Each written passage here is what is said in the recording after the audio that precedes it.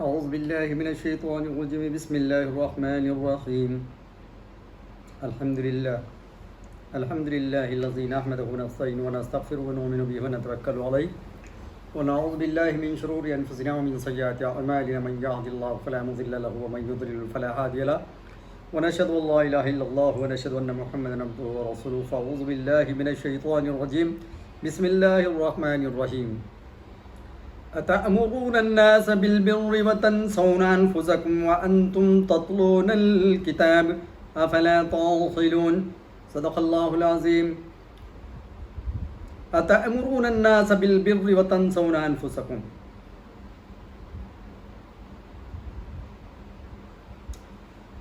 کیا لوگوں کو بھلائی کا حکم دیتے ہو؟ أتأمرون الناس بالبر وتنسون أنفسكم اور اپنی جانوں کو بھولتے ہو، وتنسون اپنے آپ کو بھول جاتے ہو، لوگوں کو تو جو ہے تبلیغ کی طرف بلاتے ہو، ہدایت کی طرف بلاتے ہو، لیکن خود اپنے آپ کو بھول جاتے ہو۔ بھلائی کی طرف بلاتے ہو اور خود کو بھول جاتے ہو، وتنسون انفسکم وانتم تتلون الکتاب، حالانکہ یہ تمہارے کتابوں کے اندر درج ہے، یہ احکامات تم کو معلوم ہے، تم جانتے ہو اور کتاب پڑھنے والے ہو۔ افلا تعقلون، کیا تم کو اتنی بھی عقل نہیں ہے کہ تم کیا کر رہے ہو؟ تبلیغ کے لیے، ہدایت کے لیے دور دور تک جا کر لوگوں کو سمجھا رہے ہو یا باہر سب کو سمجھا رہے ہو، تبلیغ کر رہے ہو، واعظ و نصیحت کر رہے ہو، امر بالمعروف و نہی عن المنکر کی باتیں کر رہے ہو، تأمرون الناس، ہدایت کی باتیں لوگوں تک پہنچا رہے ہو،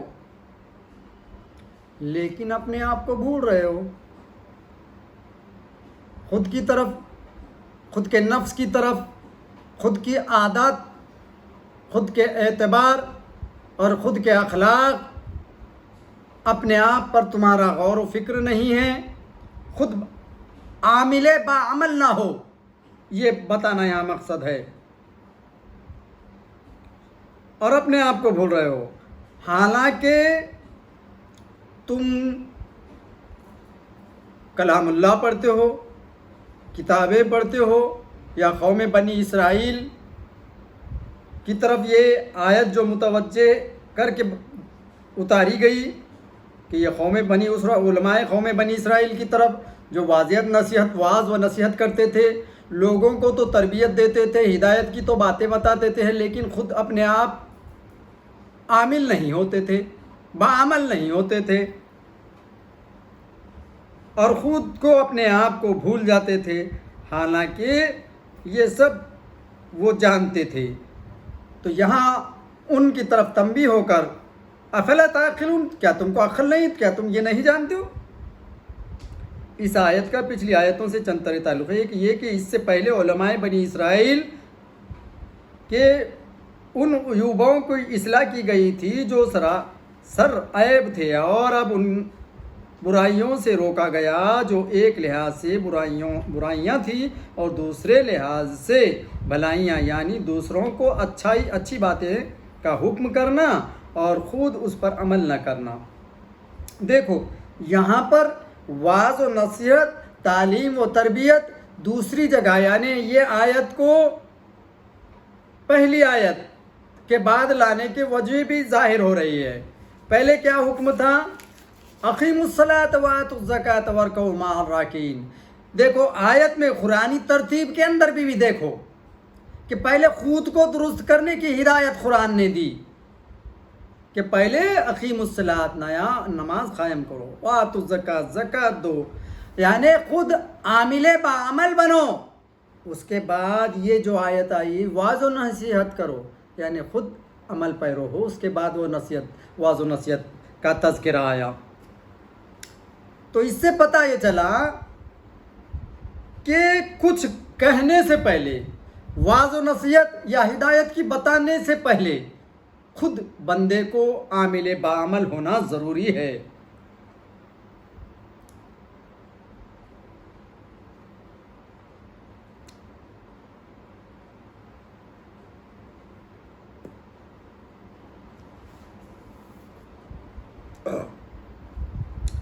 یعنی حمزہ استفہام سوال ہے، اتأمرون الناس سے مراد یہاں پر، اور یہ استفہام اظہار تعجب کے لیے ہے۔ اتأمرون الناس یعنی تعجب خیز جملہ ہے یہاں پر، یا جھڑکنے کے لیے، یعنی تعجب یا سخت افسوس ہے کہ تم لوگوں کو تو اچھی باتیں بتاتے ہو اور اپنے کو بھول جاتے ہو۔ تأمرون امر سے بنا ہے، جس کے معنی ہیں اپنے چھوٹے کو کسی چیز کا حکم کرنا۔ چونکہ کہنے والے علماء تھے اور سننے والے ان کے ماتحت جہلا، اس لیے تأمرون فرمایا گیا۔ خیال رہے کہ چھوٹے سے کچھ طلب کرنا امر کہلاتا ہے، اور برابر والے سے التماس، بڑے سے طلب کرنے کو دعائیہ استدعاء کہتے ہیں، اور کبھی امر مشورے کے معنی میں بھی استعمال ہو جاتا ہے۔ الناس اس سے مراد یا تو علماء یہود کے وہ قربات دار ہیں جو مسلمان ہو چکے تھے، یا غریب یہودیوں یا مشرکین عرب، جیسا کہ شان نزول میں بیان کیا جا چکا ہے۔ بالبر لفظ بر ہے، کہتے ہیں برلو والوالدین، اور حج مبرو یعنی مقبول حج، جو اپنے قسم کو پورا کرے تو بولتے ہیں بر فی یمینہ، یعنی اپنی قسم میں سچا نکلنا۔ قرآن پاک فرماتا ہے وَلَكِنَّ الْبِرَّ مَنِ اتَّقَى، یعنی سچا وہ ہے جو پرہیزگار ہے۔ اس جگہ بر سے یا تو ہر اچھی بات مراد ہے، یا لوگوں کو ایمان کی رغبت دینا، ایمان پر قائم رہنے کا مشورہ دینا، ان کو نماز اور زکوٰۃ وغیرہ کا حکم دینا، یا توریت کی پیروی کرنے کا حکم دینا۔ یعنی اے علماء یہود، دوسروں کو تو ایمان لانے پر قائم رہنے، توریت پر عمل کرنے اور صدقہ و خیرات کا حکم دیتے ہو، لیکن خود ان سب سے ایک دم دور ہو۔ وَتَنْسَوْنَ أَنفُسَكُمْ وَأَنْتُمْ تَتْلُونَ الْكِتَابَ۔ تنسونا نسیان سے بنا ہے، جس کے معنی ہے بھول جانا۔ خیال رہے کہ علم کے بعد بھولنے کو نسیان کہتے ہیں، اور مطلق بھولنے کو سہو۔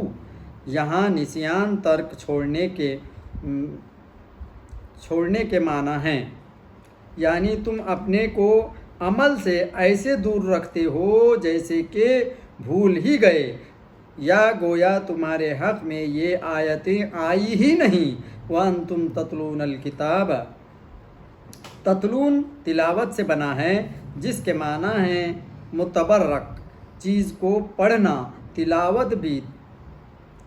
تلوت سے بنا ہے، جس کے معنی ہے پیچھے ہونا، اس لیے پیچھے آنے والے کو تالی کہتے ہیں، یعنی کیونکہ پڑھنے والا بھی کتاب کا مضمون پڑھ کر سچے پیچھے چھوڑتا ہے اور خود آگے بڑھتا ہے، اس لیے اس کو تلاوت کہتے ہیں۔ الکتاب سے توریت مراد ہے، یعنی تم دن رات توریت شریف میں جا بجا یہ پڑھتے ہو کہ جس کا قول اس کے عمل کا مخالف ہو وہ عذاب اور وبال کا مستحق ہے، اور پھر تم وہی حرکت کرتے ہو۔ افلا تعقلون، یہ استفہام بھی تعجب یا رغبت دینے کے لیے ہے، یعنی تعجب ہے کہ تم اپنی موٹی بات سمجھتے کیوں نہیں، یا کیا تم میں اتنی عقل بھی نہیں جو ایسے ظاہر بات کو سمجھ نہ لو۔ لو تعقلون عقل سے بنا ہے، جس کے لغوی معنی ہے منع کرنا، باز رکھنا۔ اس لیے جس رسی سے جانور کو باندھ دیا جاتا ہے اسے عقال کہتے ہیں۔ اصطلاح میں عقل سے نور و روحانی کو کہتے ہیں، جس سے باریک باتیں معلوم کی جائیں۔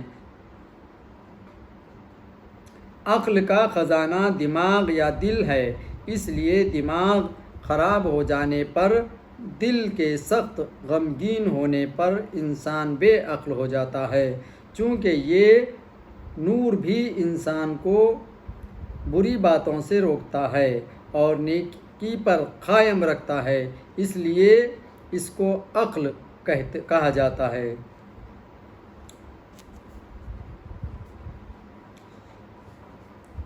تفسیر، خلاصہ تفسیر: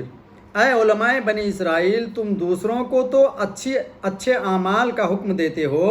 اور خود عمل نہیں کرتے، حالانکہ تم توریت میں جگہ جگہ پڑھ چکے ہو کہ جو شخص لوگوں کو واعظ و نصیحت کرے اور خود اس پر عمل نہ ہو وہ بہت برا ہے اور مستحق عذاب شخص ہے۔ اور یہ بات تو عقل سے بھی معلوم ہو سکتی ہے کہ دوسروں کو کچھ کہنا اور خود اس کے خلاف عمل کرنا بدتر گناہ ہے، کیونکہ اس حرکت سے واعظ کا اثر جاتا رہے گا۔ اولاً تو اس لیے کہ واعظ بے عمل کی آواز صرف لوگوں کے صرف کانوں تک پہنچ سکتی ہے اور عالم با عمل کا کلام دلوں میں اثر کرتا ہے۔ دوسرے اس لیے کہ واعظ بے عمل کو دیکھ کر لوگ سمجھتے ہیں کہ یہ سب کچھ جھوٹ ہے۔ اگر سچ ہوتا ہے، واعظ صاحب کے دل میں خوف ہوتا ہے اور اس کے عامل ہوتے اس وجہ سے واعظ بے تاثیر رہ جاتا ہے اور اس کے واعظ کی ساری محنت رائگاں ہو جاتی ہے، کیونکہ واعظ سے مقصود عمل ہے۔ جب وہی حاصل نہ ہو تو واعظ کا نہ ہونا برابر ہے۔ اس آیت سے چند فائدے حاصل ہوئے۔ ایک یہ کہ واعظ گو کو چاہیے کہ پہلے خود اپنے واعظ پر عمل ہو، ورنہ اس کا واعظ بے اثر رہے گا اور خود اس کو دنیا و آخرت میں رسوائی حاصل ہوگی۔ روایت: حدیث شریف معراج میں ہے کہ حضور صلی اللہ علیہ وسلم نے ایک جماعت کو دیکھا کہ ان کے ہونٹ آگ کے مخراج یعنی قینچی سے کانٹے جا رہے تھے۔ ان کے ہونٹ کیا ہوا؟ معراج میں آپ صلی اللہ علیہ وسلم نے دیکھا کہ ان کے ہونٹ، کچھ لوگوں کے ہونٹ جو ہے قینچی سے کانٹے جا رہے ہیں۔ حضرت جبرائیل علیہ السلام سے پوچھا کہ یہ کون لوگ ہیں؟ عرض کیا کہ یہ واعظین ہیں، جو کہ واعظ کرتے تھے مساجدوں میں، بڑے بڑے محفلوں میں، بڑے بڑے اجتماعوں میں یہ لوگ واعظ کرتے تھے، یہ واعظین ہیں۔ لیکن یہ کون سے واعظین ہیں؟ بے عمل ہے، باعمل نہیں۔ واعظ تو لوگوں کے لیے کرتے تھے لیکن خود اس پہ عامل نہیں ہوتے تھے۔ مسلم اور بخاری شریف میں اسامہ بن زید رضی اللہ تعالیٰ عنہ سے روایت ہے کہ قیامت کے دن ایک شخص کو دوزخ میں ڈالا جائے گا، اس کی آنتڑیاں باہر نکالی جائیں گی، باہر نکل پڑیں گی، جس کو کھینچتا ہوا وہ شخص اس طرح چکر لگائے گا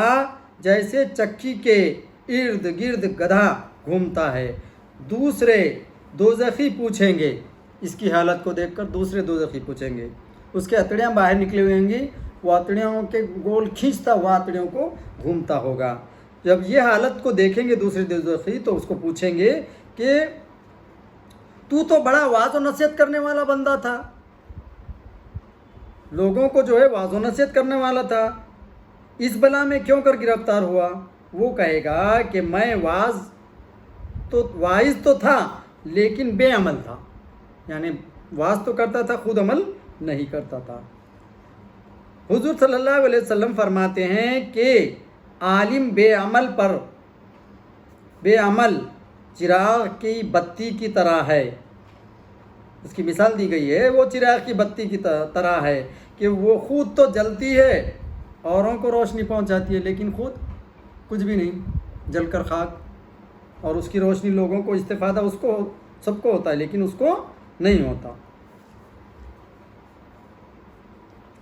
تفسیر کبیر، جنتیوں کا ایک گروہ دوزخیوں کی ایک جماعت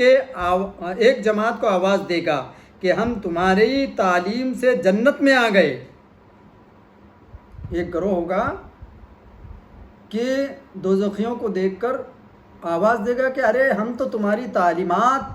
تمہارے واعظ و نصیحات، تمہاری باتیں، تمہارے دینی گفتگو سن کر ہم تو جنت میں آ گئے، لیکن تم جہنم میں ہو، اور تم خود جہنم میں کیوں پہنچ گئے؟ افسوس ہے کہ شاگرد جنت میں ہو، شاگرد جو ہے جنت میں ہو اور استاد دوزخ میں۔ وہ جواب دیں گے کہ تمہارے پاس عمل تھا اور ہمارے پاس نہیں، ہم واعظ و نصیحت کرتے تھے لیکن تم نے واعظ و نصیحت کو سن کر باعمل ہو گئے، اور ہم سناتے رہے لیکن خود عمل پیرو نہیں تھے، اس لیے ہم کو یہ بھگتنا پڑ رہا ہے، ہم عذاب کے مستحق ہو گئے۔ دوسرا فائدہ، جو فقط قول سے وعظ کرتا ہے اس کا کلام برباد ہے، اور جو اپنے عمل سے وعظ کرے اس کا وعظ دلوں کو شکار کر لیتا ہے۔ دیکھو صحابہ اکرام رضوان اللہ تعالی علیہم اجمعین کے زمانے میں نہ بڑے بڑے جلسوں کا رواج تھا، اور نہ اس زمانے کی طرح ان میں تیز و ترار بڑے بڑے مقررین بھی نہ تھے کیا؟ آج تو ایک سے ایک بڑے مقررین ہیں جو آج کل جو ہے بہت ہی مشہور، دنیا بھر میں ڈنکے کی چوٹ لگائے مچائے ہوئے ہیں۔ تو اس زمانے میں تو ایسا کچھ نہیں تھا، ان کی سیدھی سادی باتیں ہوتی تھیں اور بے تکلف تقاریر، مگر ان سیدھی باتوں نے دنیا کو پلٹ دیا اور عالم میں انقلاب برپا کر دیا، کیونکہ ان کے پاس دل کی آواز تھی اور عمل والا آواز تھا۔ حق تعالیٰ انہی کے طفیل سے لوگوں کو بھی وہی آواز عطا فرمائے، آمین ثم آمین۔ تیسرا فائدہ یہ کہ جس طرح وعظ بے عمل قابل بلامت ہے، اس طرح وعظ با عمل لائق ہزار کرامات، اس کی درجہ دنیا میں بڑا ہے و آخرت میں بھی۔ تفسیر کبیر نے اس کی جگہ فرمایا کہ یزید ابن ہارون واعظ با عمل اور زہد بے ریا تھے۔ ان کے انتقال کے بعد کسی نے ان کو خواب میں دیکھا، پوچھا کہ خبر میں کیسی گزری؟ انہوں نے جواب دیا کہ نکیر منکرین نے مجھ سے پوچھا کہ تمہارا رب کون ہے؟ میں نے کہا کہ جس نے ہزاروں کو رب کی طرف بلایا وہ خود رب کو کیسے بھول جائے۔ یہ ان کے بارے میں یہ جو روایت دی گئی ہے کہ یہ عامل باعمل ہیں، وعظ و نصیحت دینے والے، لیکن کیسے باعمل ہیں۔ تو ان کا جب وصال ہوا تو کسی نے خواب میں ان سے پوچھا کہ وہ جب خواب میں آئے تو تمہارا برزخ میں کیا حال ہے، خبر میں تمہارے ساتھ کیا بیتا؟ تو انہوں نے جب فرمایا کہ جب نکیر منکر نے مجھ سے سوال کیا کہ من ربک کا، کہ تمہارا رب کون ہے، تو میں نے ان سے جواب میں یہ کہا کہ تم اس رب کے بارے میں پوچھ رہے ہو جس رب کی وحدانیت کے وعظ و نصیحات میں لوگوں کو کرتا تھا اور خود بھی باعمل تھا، جو کہ ہزاروں لوگوں کو جو ہے اپنے رب کی طرف بلایا، اور وہ خود اپنے رب کو کیسے بھول سکتا ہے؟ یعنی یہ باعمل تھے۔ حضرت شیخ شبلی رحمۃ اللہ تعالی سے نزا کے وقت کہا گیا کہ کہو، آخری وقت تھا حضرت شبلی رحمۃ اللہ تعالی علیہ کا، تو لوگ اکثر و بیشتر جب نزا کا وقت ہوتا ہے تو آہستہ سے تھوڑا بہت جو پاس والے لوگ ہوتے ہیں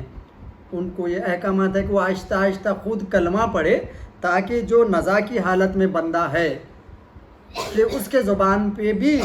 یہ کلمات حق لا الہ الا اللہ جاری و ساری ہو جائے۔ ایسا نہ ہو کہ وہ جو نزا کی حالت میں بندہ ہے تو پاس والے بندے اس کو یہ تلقین جو ہم کرتے ہیں، تلقین کے اندر جبر نہ ہو۔ نزا کی حالت میں جو بندہ ہے تو وہاں پر آپ جبراً یہ کلمات کہنے کے لیے اس بندے کو نہ جبر ڈالیں، زبردستی نہ کریں۔ کہیں ایسا نہ ہو کہ وہ اپنے اشارے سے یا زبان سے یہ کہہ دے کہ نہیں، یا اشارہ کر دے کہ نہیں، تو آپ گویا وہ کیا اس حیت قضائی میں وہ کیا کہہ رہا ہے، اور وہ زبان اس کی کس طریقے سے چل رہے ہیں، یا زبان سے جو تلفظات ادا ہو رہے ہیں وہ کیا ہو رہے ہیں، ہم تو اس سے بے خبر ہوتے ہیں۔ اور جو اشارہ اس کا جو ہوتا ہے اپنے سر سے جو ہلانے کا، وہ انکارن ہے یا اس بات میں ہے یا نفی میں ہے، یہ ہم نہیں سمجھ سکتے۔ لہٰذا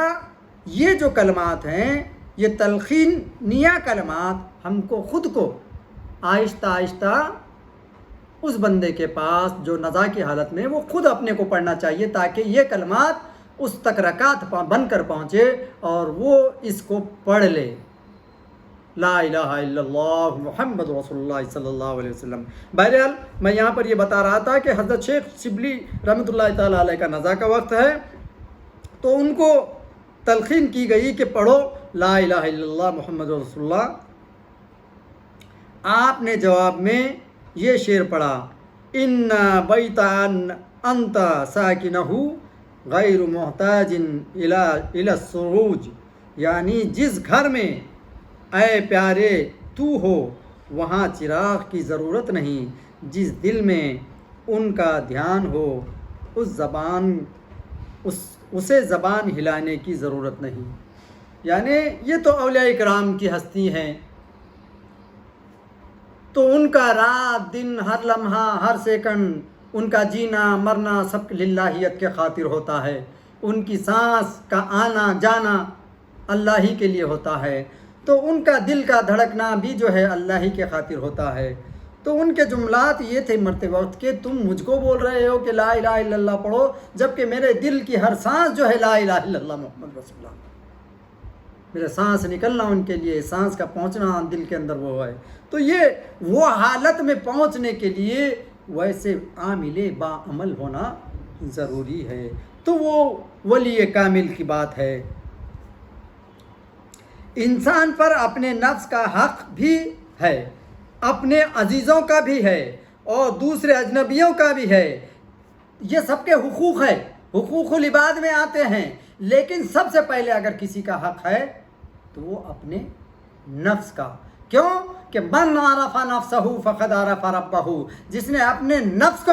پہچانا، جس نے اپنے آپ کو پہچانا، اس نے اپنے رب کو پہچانا۔ کیونکہ اس کو خود ہی پتہ نہ ہو کہ میرا وجود کیا ہے، میرے دنیا میں آنے کا مقصد کیا ہے، اللہ رب العزت نے مجھ کو کیوں پیدا کیا، میرے آنے کا ذریعہ کیا ہے، میرے نجات کا ذریعہ کیا ہے، مجھ کو جانا کہاں ہے، میری منزل مقصود کیا ہے، میں اصل میں ہوں کون۔ یہ جس بندے کو پتہ نہ ہو تو اس کی زندگی، اس کی موت کوئی کام کی نہیں، اس کا مرنا بھی جو ہے عذاب کے لاحق ہے، اور اس کا جینا بھی عذاب ہی کے اندر کا جینا ہے، یعنی زندگی بھی اس کی کام کی نہیں، مرنا بھی اس کا کام کا نہیں رہا۔ تو گویا کہ جب ہمارا وجود آ گیا، جب ہم پیدا ہوئے ہیں، تو ہم پیدا ہونے سے لے کر کے مرتے دم تک کی جو زندگی ہے اس پر ہم نظر ثانی کریں۔ ہم جو ہے لتھڑے سے بن کر پیدا ہوئے، اور لتھڑے سے جو ہم وجود میں آئے، ہمارا وجود میں آنا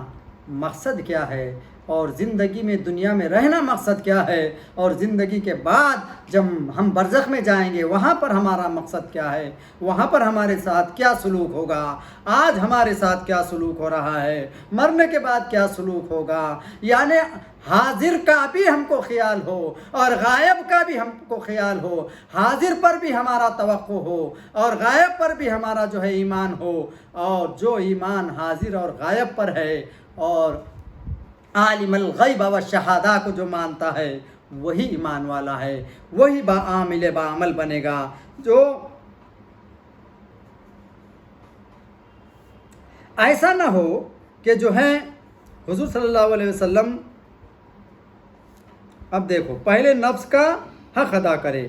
پھر اہل قربت کے حقوق، پھر دوسروں کے، بے عمل واز اپنے نفس کا حق ادا نہیں کرتا، دوسروں کے حقوق کی فکر میں ہے، وہ یقیناً ظالم ہے۔ دیکھو ہم جو ہے سو آج کل تو جو ہے پتہ نہیں کیسا دستور ہو گیا، کچھ لوگ جو ہے واعظ و نصیحت کے لیے گھر دربار چھوڑ دیتے ہیں، واعظ و نصیحت کرتے پھرتے ہیں، لیکن اس کے اندر یہ بھول جاتے ہیں کہ ہمارے گھر کے اندر کے لوگ اس چیز سے محروم ہیں، ہدایت سے محروم ہیں، دینی تربیت سے محروم ہیں، نہ ان کو جو ہے صوم و صلات کی ان کے اندر پابندی ہے، نہ زکوٰۃ، نہ دوسرے فرائض کے خیالات ہے، نہ واجبات معلوم، نہ فرائض معلوم، نہ نوافلات معلوم، نہ حقوق العباد معلوم، نہ حقوق اللہ معلوم۔ لیکن یہ کچھ نہ ہونے کے باوجود کچھ لوگ ایسے ہیں جو نکل پڑتے ہیں لوگوں کو واعظ و نصیحت کرنے کے لیے، بلکہ جو ہے